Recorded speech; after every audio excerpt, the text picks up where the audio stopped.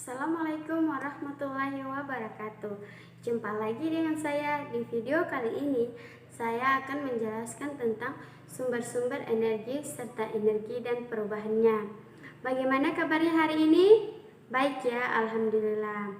Sebelum kita ke sumber-sumber energi dan perubahannya, alangkah baiknya kita mengetahui apa itu energi. Energi merupakan kemampuan untuk dapat melakukan suatu kegiatan. Pemanfaatan energi dapat disesuaikan dengan kebutuhan karena terdapat berbagai berikut. Banyak sekali ya macam-macam energi, yaitu energi mekanik. Energi mekanik adalah energi yang dimiliki suatu benda karena sifat geraknya. Energi mekanik terbagi menjadi dua, yaitu energi potensial. Apa sih energi potensial? Energi potensial adalah energi yang dimiliki oleh suatu benda pada suatu tempat tertentu. Contohnya misalnya seperti bola yang dijatuhkan ke bawah seperti gambar di samping. Ini ya adik-adik, ini contoh dari energi potensial. Bola yang dijatuhkan ke bawah. Energi potensial juga dapat dikatakan dengan energi tetap. Yang kedua adalah energi kinetik. Apa sih energi kinetik? Energi kinetik adalah energi yang dimiliki suatu benda karena pergerakan atau kelajuannya. Apa sih contohnya? Contohnya adalah seperti mobil yang melaju sangat kencang. Semakin mobil melaju sangat kencang, semakin besar juga energi kinetiknya. Seperti gambar di samping adik-adik, ini adalah mobil yang sedang berlaju. Inilah salah satu contoh energi kinetik. Ya, seperti gambar di samping adik-adik. Yang kedua adalah energi bunyi. Apa sih energi bunyi? Energi bunyi adalah energi yang dihasilkan oleh suatu getaran partikel-partikel udara di sekitar sumber bunyinya ya adik-adik. Contohnya seperti bermain gendang. Semakin kuat kita bermain gendang yang dipukul, otomatis semakin besar getarannya dan semakin besar pula. Seperti gambar di samping, ini gambar seorang yang sedang memukul gendang.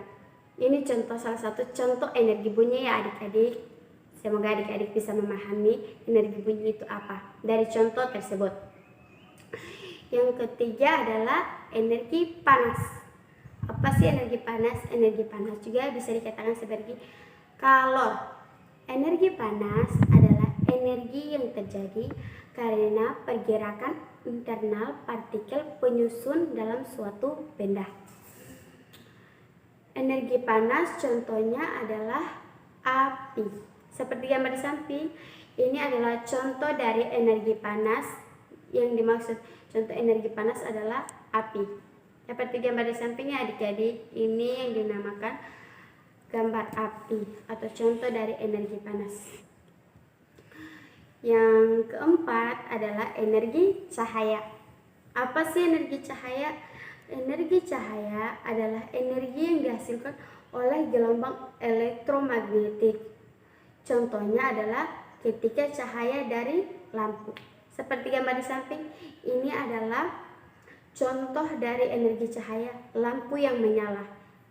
Lampu yang menyala itu adik-adik seperti contoh dari energi cahaya.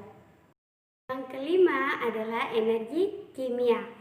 Apa sih energi kimia? Energi kimia adalah energi yang dihasilkan karena adanya reaksi secara kimia. Contohnya seperti apa Kak? Contohnya itu adik, seperti saat makanan yang masuk dalam tubuh memiliki unsur kimia dan mengalami reaksi kimia agar dapat dimanfaatkan oleh tubuh.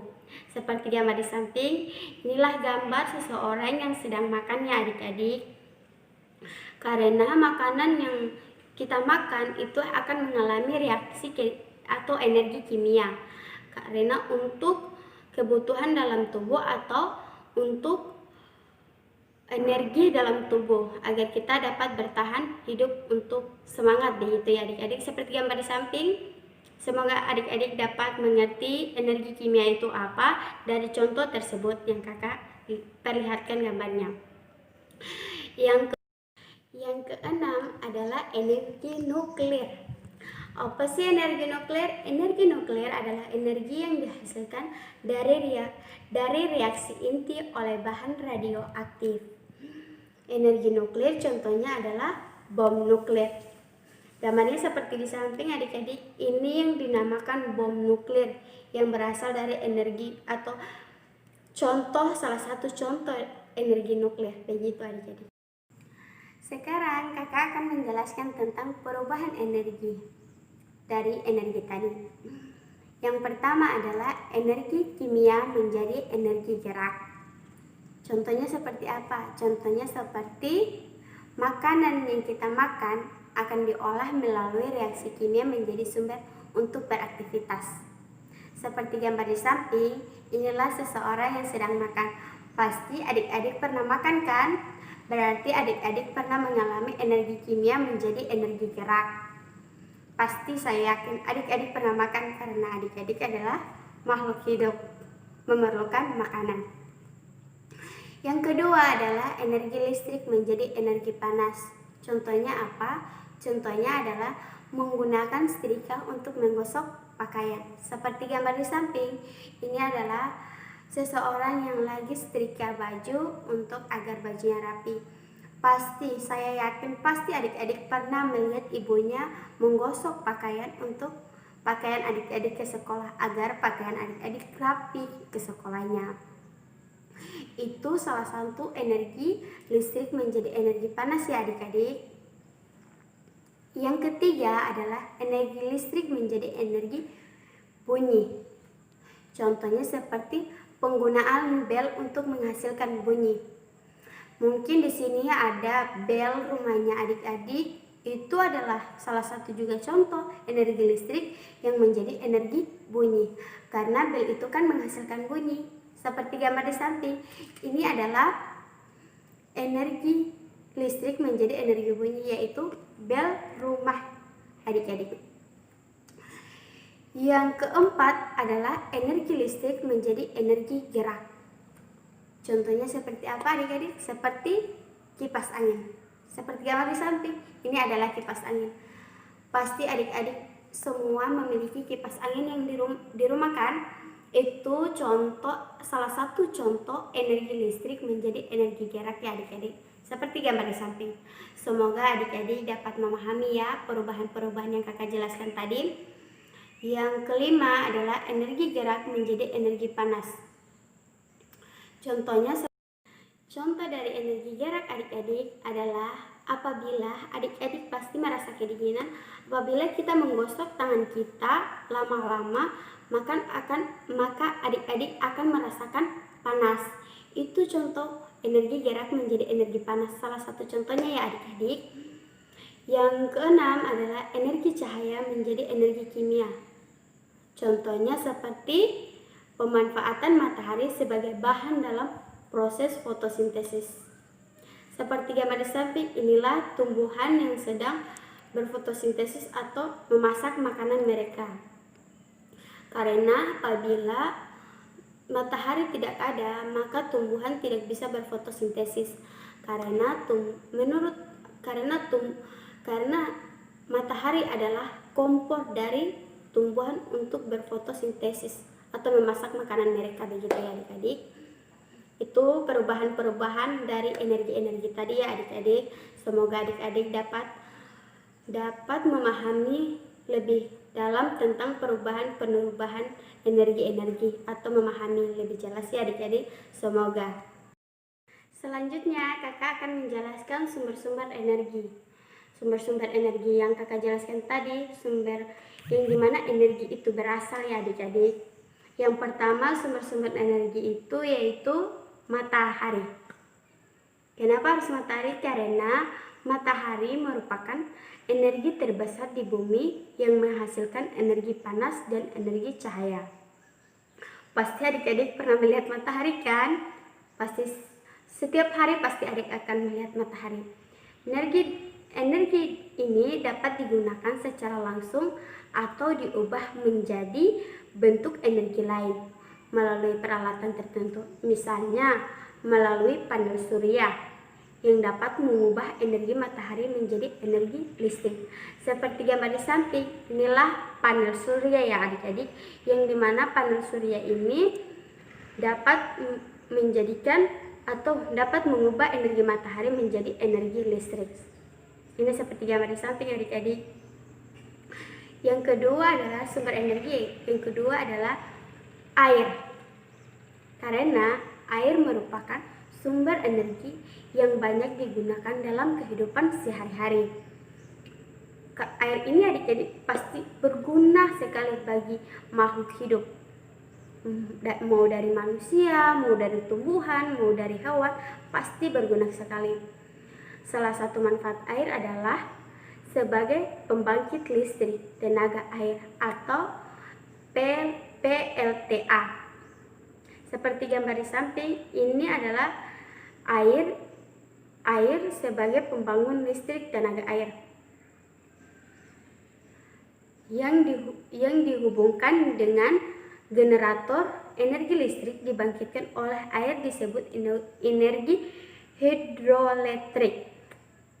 Ya, adalah energi tidal. Apa sih energi tidal? Energi tidal disebut juga dengan energi pasang surut karena pemanfaatan pasang surut air untuk menghasilkan energi listrik. Pembangkitan listrik energi tidal membutuhkan peralatan yang mampu bertahan dalam kondisi lingkungan laut yang keras. Yang keempat adalah makanan.